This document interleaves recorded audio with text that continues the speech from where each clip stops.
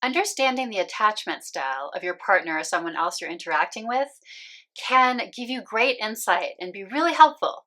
But can there be a downside to it? Hey everyone, welcome.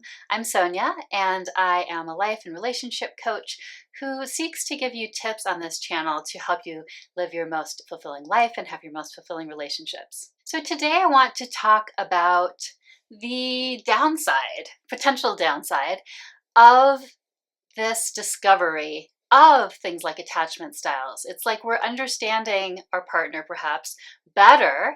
And, on this channel, I often talk about like different strategies and tools around that. But sometimes have you ever felt like it doesn't go as well maybe, or it feels like maybe the connection isn't as good, or you feel like you're slightly sort of off base with the relationship, not as connected? Have you ever thought that that actually could be partly because of this journey of evaluating and strategizing? So I want to talk today about how this labeling of attachment styles, while so helpful in so many ways that I often cover on this channel, can actually cause some issues if it's too boxed in. So let me tell you a little bit more about what I mean. So for example, has it turned from helpful to confining? There are going to be different flavors to someone's given attachment style. There are nuances within each attachment style. And if you think about it, there's all these other ways that we also can think about people and who they are. So if you think about something like their background or their stage of life, that could be interacting with their attachment style to create the nuanced person that they are. And, it's important because there may be some people who have characteristics then that are more unacceptable, and maybe you'll have more difficulty and challenge in relationship with them, or decide even that you don't want to be in relationship with them. And then you might have somebody else who's technically the same attachment style, but you are able to interact and have a relationship with them. And then you can bring in the attachment style pieces that, as part of that and strategize, and it can go forward. So it can affect all kinds of, so we can't just say, for example, someone's dismissive avoidant.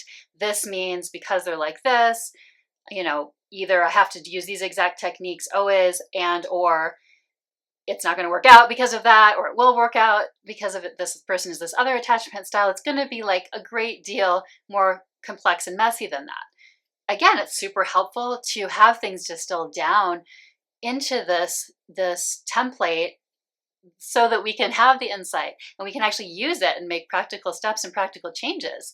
And so, on this channel, I really like to use it as a way to feel compassion for the person and to see them in that way. But what are some ways that it could be a problem? Why is this a problem if it ends up being more of a confining thing where we're boxing them into the category? So I'm going to just talk about three different ways. I'm sure there's more than that this is a problem. So problem number one for why it could be a problem if you are confining your partner or someone else into an attachment style label is that it makes you have sort of blinders on. Like now you're looking at them through this particular lens. And when we have those blinders on, often we don't hear what someone else is telling us. Our minds love to create schema. They love to categorize, but it can often put us in a mode where what we're perceiving is being filtered through that lens. And so it could end up that we're not hearing what that person's always telling us because of filtering it through that lens, or our expectations about what we might hear from them. I mean, have you ever had that experience? I think all of us have, where, just in a completely different arena from attachment style. Let's say there's an issue you're having and you're trying to tell someone about it, and you can tell they came in with a preconceived notion about it or an idea of what the problem is or how to solve it. And like you cannot communicate with them because they are so into that particular way they're perceiving it that they can't really hear what you're saying about the complexity or the nuances or other aspects of the problem that you want to talk about. So I think it's kind of akin to that, where we aren't able to hear what the other person is saying. If we get those blinders on, that can be wonderful blinders in a certain way. I mean, I guess it's not good if they're blinders, but can be a wonderful lens if it helps us. But when it becomes the blinders, then it's the problem. So a second problem with when an attachment style label turns confining towards the other person who you are seeing in that new light or that lens of the attachment style, is that it decreases deeply knowing that person, which then decreases intimacy as well. Because seeing each other more fully, maybe we can't ever see someone completely fully, right? But seeing each other more fully and as complex mysteries almost to each other, as these complex, full human beings, is a lot of what vulnerability and intimacy is about. So if we aren't letting that other person be complex, more complex even than an attachment style, right, that might give us lots of insight, and if we're not letting them be a mystery too, who might change or have different aspects to themselves that we don't know yet, then that can be a problem. That can be a way in which labeling someone with an attachment style label can be confining and a problem. So the third way that using attachment theory with your partner or someone else can actually present a problem is that it could be that we end up being overly analytical and in our heads rather than being there and right present with that other person. And they might well sense that.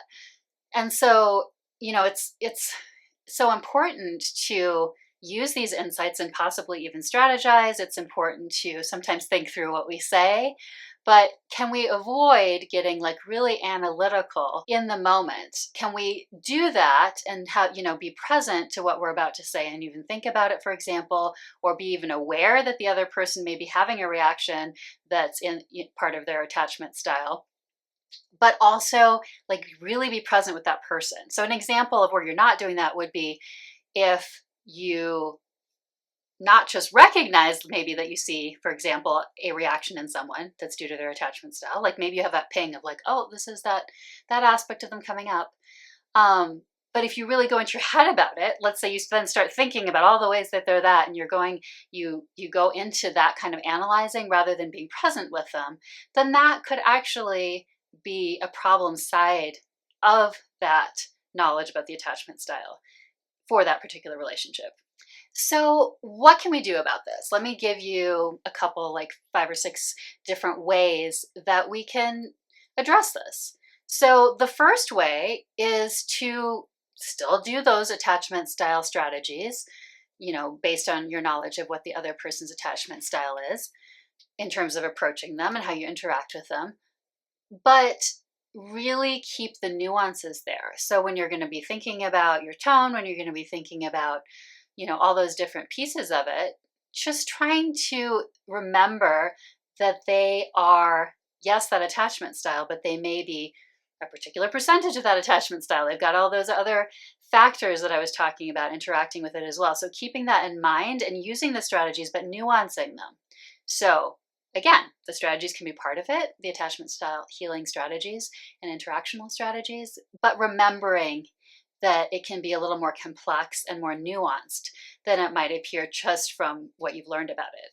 So kind of along those lines, a second tip for how to deal with when attachment style labeling becomes problematic or too confining as you deal with another person is to really think about those other aspects of themselves. So for example, from the psychological perspective, what's their personality type? So I'm saying actively do this. I'm not just saying remember that they have this, but actually take some time to think about the person and what those different aspects of them are that you can think of through different lenses. So it could be personality style, maybe it's their birth order, maybe it's their style of their family of origin, maybe it's if you've ever heard of the 4 tendencies, that has to do with expectations and how people deal with expectations. There's so many different ones, right? So many different lenses that we can view people through, even from the psychological perspective. So perhaps sort of try to think about some of those actively to remember this full flavor of this individual. Tip number 3 kind of follows from that one before about thinking about all the flavors and aspects and nuances to the person right there in front of you who you're interacting with in order to kind of get out of a confining way that an attachment style label can be. So tip number 3 is to widen it even farther. I just talked about some sort of more almost psychological ways that they might have a flavoring to them or aspects to themselves. What about other things? Just their passions, their interests, think actively about those as well to help you get out of thinking too confining of them just as a DA or an FA or an AP. What is the flavor of their humor? What are their quirks? What's their astrological sign? Whatever you want, just to like bring in and really remember actively, or actually running it through your head, the different flavors and aspects to the person. And then tip number 4 for how to get out of any sort of confining aspect that can come along with labeling someone, even though it's sometimes helpful in order to interact with them better, is to be in the moment. Make sure that you, even if you have some pings while you're interacting with the person and when you're present with them about this particular lens of attachment style, make sure that you're really being present with them in the moment and letting whatever emerges emerge and really like hearing what they're saying. So be present, not just in your head analyzing. And then number 5 is just to remember that attachment style healing is a framework. It's a wonderful framework, and it can be so useful and helpful and make all kinds of beautiful changes in our lives and in our relationships with others. But yet it is just that. It's not everything. It is just this framework. And that leads me to the final tip about how to not confine another person within the label of their attachment style, even while you try to use the strategies and tips around that to help your relationship with them. And that is simply to remember, actively remember, really run this through your mind, that this person in front of me, this person who I'm in a relationship with, is a complex, full, mysterious human being. And so just remembering that we don't know everything. We don't know everything about them. We can't like pin them down in that way. They're so wonderfully complex. And so hopefully that was helpful. I think it's important to do our attachment style healing, even as we use these tools and strategies and really help our relationships. It's really important to understand that for everything, there can be sort of the shadow side or a pitfall, and to be mindful of that. And in this case, I think allowing someone's full complexity and humanity can be the problem side of attachment style labeling. I am open to one-on-one coaching if you want some help with your attachment style healing or your relationship. I also do other life coaching as well. So if you just feel like you have a stuck area, we can look at that as well. Or if you want to be expanding more with your creativity or any part of your life. And I do have an occasional newsletter. So if you'd like to get on that and find out about coaching offers and other things like that, go ahead and look at that in the description box below. Thanks everyone for watching.